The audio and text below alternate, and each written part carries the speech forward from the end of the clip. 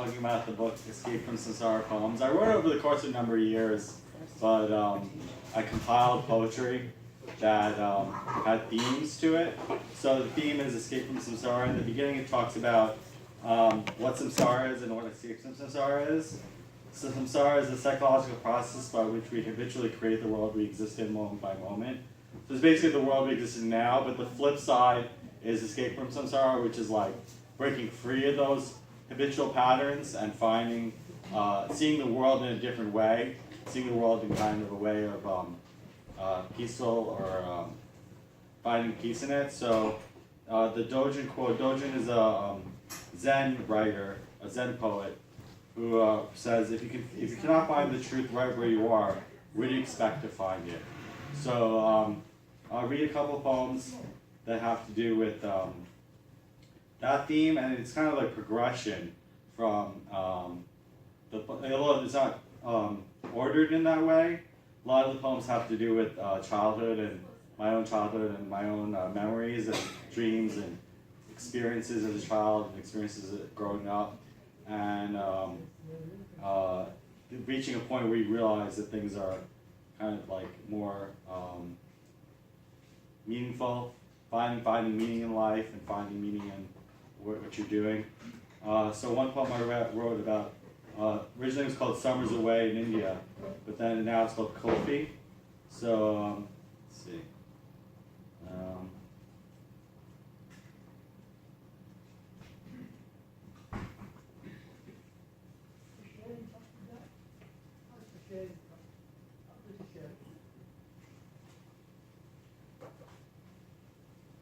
I'll read that one first. Okay. Kofi. Hot, fidgeting, jumping up and down. When are we going, Uncle? Whining as I hold my head in dramatic agony. Come on, I want Kofi. Explanation. Errands to run, blah, blah, blah. I'm sighing, but accepting promises that by the end of the day, Kofi, Kofi, Kofi, yay, Kofi. Indian jingles are just not as catchy as the US. I'm trying to come out with my own rhyme, but all I can think of is, I want Kofi, you want Kofi, we all want Kofi. I'm walking towards the Kofi store, in and out of the rickshaw, through the bank, and across the street, in between cars, past the elephant. Deep breath. Now I see it. There's a large green wheel. Now I'm eating it. The Kofi is slipping down my throat and into the darkness of my stomach. I finish it and wipe my face with my short sleeve, leaving the green mark of Kofi. I'm walking down the street smiling. I'm forgetting about the Kofi. Now I'm thinking about the heat. So it's kind of like, for me, that's kind of memory that sticks with me, being like satisfaction as opposed to the yearning. And learning to like accept that. So I'll read another poem. Some of the poems have to do with relationships and like some of the obstacles that come up over the years. But also learning to find peace in loving yourself and loving what you're doing right now. So one thing I'll read is My Dear Doppelganger, which is the first poem, the introductory poem having to do with your relationship with yourself. So My Dear Doppelganger, I cannot dream of losing myself, so I answer to myself with a gesture, even if I have to repeat it over and over again. Dearest Echo, please return to me, my Valentine boomerang circling the desert night air. I love myself now, because together more than once we've challenged the language of self. Although I thought of nothing new today, I would love the horse whose mane flows freely in the wind, unsaddled and without lucky horseshoe. Your vision has walked me loosely on the beaches of Thessaloniki, the wine street of Venice, and the early morning light of Prague. We think together, we drink together, we will sing together. Reach out for the ornate wooden box, for within it is my love letter. So, a lot of the poems have to do with the relationship between different things in your own psyche and in the world. So the spectrum of being like what's actually happening, kind of memoir-esque thing, and like your dreams and what the memories you create. It's like a little bit more slanted towards the dreams and the memoryscapes. You know, like what you create in your mind and the meaning you create in your mind. And I think that what actually is happening or what's actually going on outside the world is not as important as like how you interpret it, how you express it in your own mind. So one thing that's indicative of that is some of the shorter poems. Oh, this one's good. Eat the Sun. So this is based off of a story I heard about Hanuman, the monkey god, who has to do with is in the Hindu mythology. So it has to do with yearning for something bigger and kind of creating that disenchantment aspect of like realizing that what you thought was the ideal is then like shattered, or you realize something more to it than just that. So in this, and I'll explain a little bit more after I read the poem. So it's called Eat the Sun. In the sky is a bright red orange that you want to consume. Small hands reaching out through space, leaping towards the limit of the sky. Fierce lightning, reality check that strikes at midday. The bright red orange is at its zenith. You fall. Soft dream clouds ring innocence at 33rd Street. Hard concrete roads hit you, compounding the energies of 1,000 left hooks as you eclipse into darkness. You slip between the cracks of weathered potholes, lining the street like a minefield. The blazing sun, now darkened in mourning, signals the gods of your collapse. They form crowds to stare, point, and laugh at your tail. Sunfruit indeed, they sing. Lightning bolts into Manhattan, outrageous. The chorus dances around your fallen body, and people throw you change. Go buy yourself a banana. They bite the coin before throwing it at you. You go to hospital where they patch you up and sew you back together. That was quite a tumble back there, they josh you. Fell like a star, like a meteor, like an apple from a tree. They serve you mango, fruit, kiwi, coconut, all sorts of berries, even avocado, telling you, no more sunfruit. It's bad for your health, causes cancer. So you learn, and you alter your diet, keeping yourself more down to earth, keeping yourself more grounded. But sometimes you look up and sigh, because all you ever wanted to do was eat the sun. So in that story, Hanuman, he sees the sun, he's like trying to reach for it, and then the Indra, the god, kind of strikes a lightning bolt and then strikes him down. So it's kind of something that's kind of combining the mythology with lived experience and stuff. So I think that really resonated with me.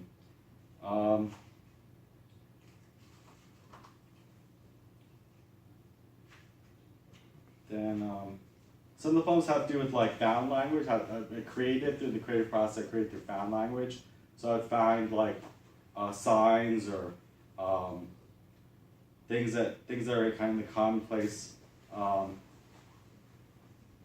Like I was doing in this theater, they had this thing, some signs up that I used for this poem that I think are part of my theme. So it's called Fluorescent Rene Descartes. You can help even if you can't swim, just by extending your arm. Only a reminder, is your dorm room locked?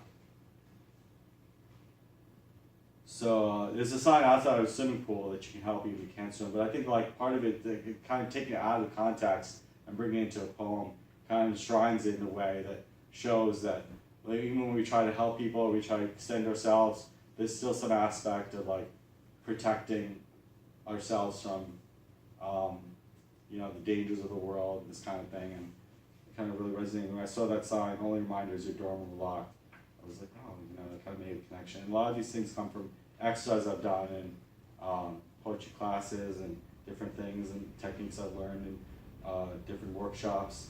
So that was pretty good. And then I'll read a few more. So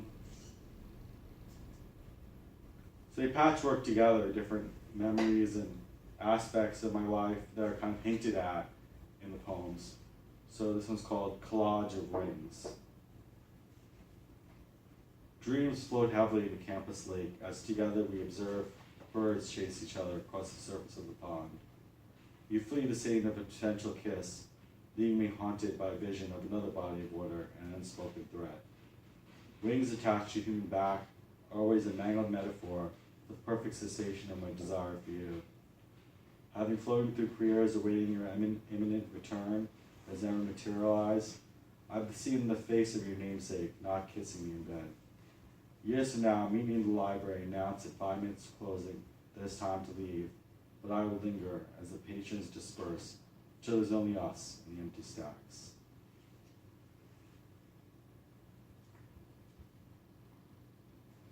So, a lot has to do with like love and loss, and so you'll find a lot of the poems have to do with different aspects of relationships and interpersonal things, the difficulty of that, but thematically it has to do with kind of finding meaning in those things. So,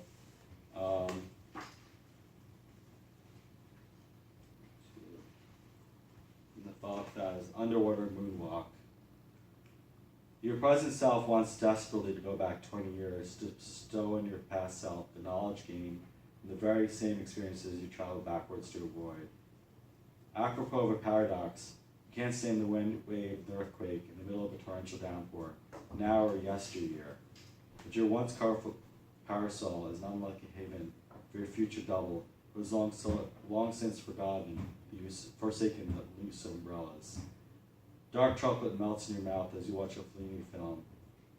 You hate the bitter aftertaste, but you've always been an explorer wanting to know for himself the boundaries of sweetness.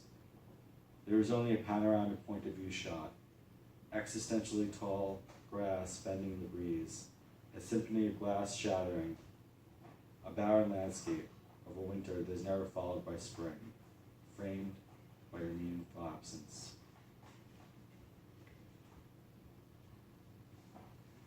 So this is a title poem, like, a lot of it has to do with, like, it takes, like, snippets of little things that people have said and parallel them with aspects of, the thematic of, like, magic and luck as well comes into it. So, like, there's the aspect of Buddhism, which has been a big influence on me, but also, like, below that, like, or, like, within the marketplace of ideas, it's like, shamanism is a big influence on me, like shamanic traditions and the idea of luck and spirits and things like that. So Escape from Samsara incorporates in the book is divided into 3 parts. Magic 8, which comes from also the Magic 8 Ball. Real meaning of lightning, finding meaning, and then Escape from Samsara is the 3rd part. So it's divided into 3 sections. So Escape from Samsara is the title poem, and this was also this one called, kind of combines all 3. So this one's called Escape from Samsara.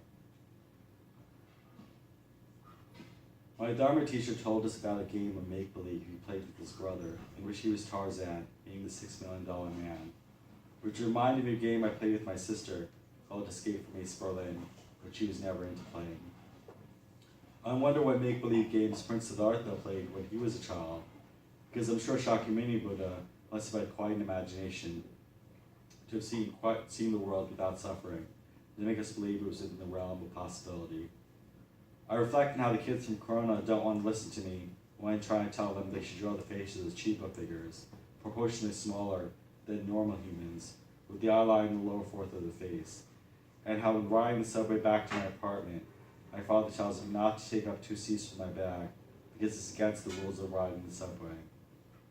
After I focus my energies on the wisdom of a Buddhist nun who wrote, "There is no place that is not pervaded by Buddha, enlightened mind," I find myself consulting a Magic 8 Ball that without fail gives me the same prediction. Signs point to yes.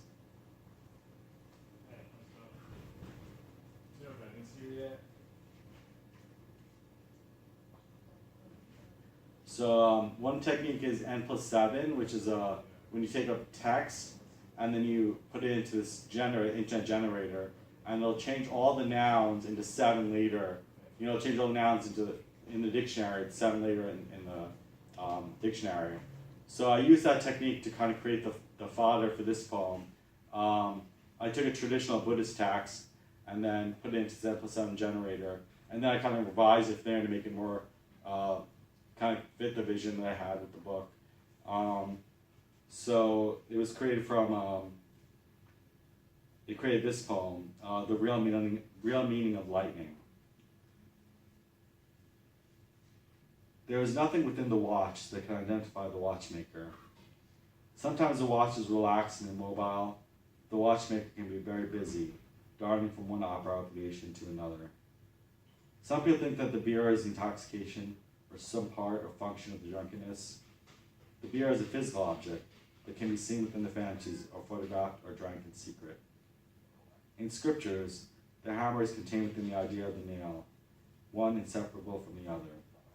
When the hammer falls, it goes on to the next mission, after it drives the nail away into the territory of the wood. If the afterlife is not a word nor a path of the writing, what is it? It is a formless continuum that bridges the gap between perceiving and understanding. The miracle is formless, unobservable by an ocean of inquiry. The question, quoted by the owl, is not a real question. The prayer launched into the ozone is never a physical offering, seen by the physical eyes. It cannot be photographed or repaired by flicking a switch. Therefore, the weather spirits are not the breeze, but simply pathways to the breeze. It is very important to distinguish disturbed supermarkets of misery from peaceful ones. As explained by a one-time shopper, some disturb our inner peace, creating atmospheres of desirous attachment contained within the hungry ghost realms. We may think that our suffering can be cured by a IKEA sofa, but instead we must become spiritual predators and hunt down our delusions, replacing them with atmospheres of permanent inner peace. This is the real meaning of lightning. So I like the idea of spiritual predators because, when that word came up, I was like, that sounds really on point because, it's something a little more active than just passively waiting for peace or enlightenment to come to you, but rather to be like a predator hunting down delusions. So one of the things in the follow-up book to this, I'm actually working on a follow-up where it's going to be called Escape from Samsara 2, A Sudden Light. And I'm using the life of Milarepa, who was a Tibetan saint who lived, I think, in the teen centuries, like the 15th century. He lived in Tibet, and he went from a life of black magic and revenge, where when he was growing up, his father died, and then his aunt disinherited him from his rightful fortune, and kind of threw him and his mother out in the street. And then his mother told him, you should go seek revenge, you should go learn the arts of black magic. So he went out and he kind of studied black magic and tried to get revenge through weather, bringing down hail and storms upon the family. And he killed a number of people, according to the story. And then he realized the error in his ways and started studying Buddhism and meditation and stuff like that, and then he reached enlightenment in that lifetime. So I'm using that story to kind of transpose it on 21st century Queens to talk about how how we find peace and enlightenment in that one lifetime, and how its potential is possible, and how it's kind of enhancing on the themes of this book, and developing the idea that it's possible to find peace and serenity in our life. So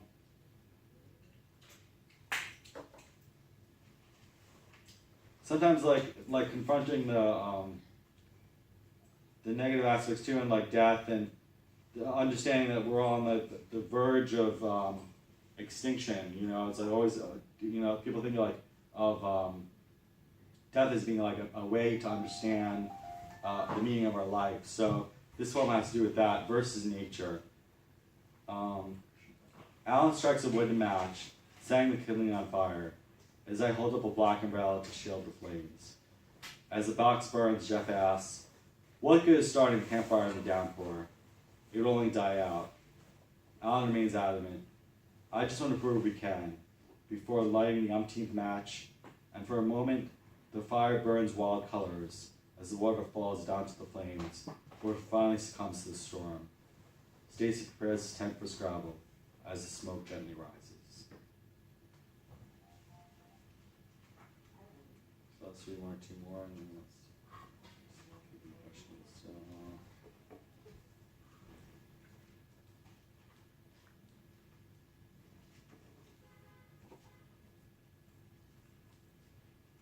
here's a short one.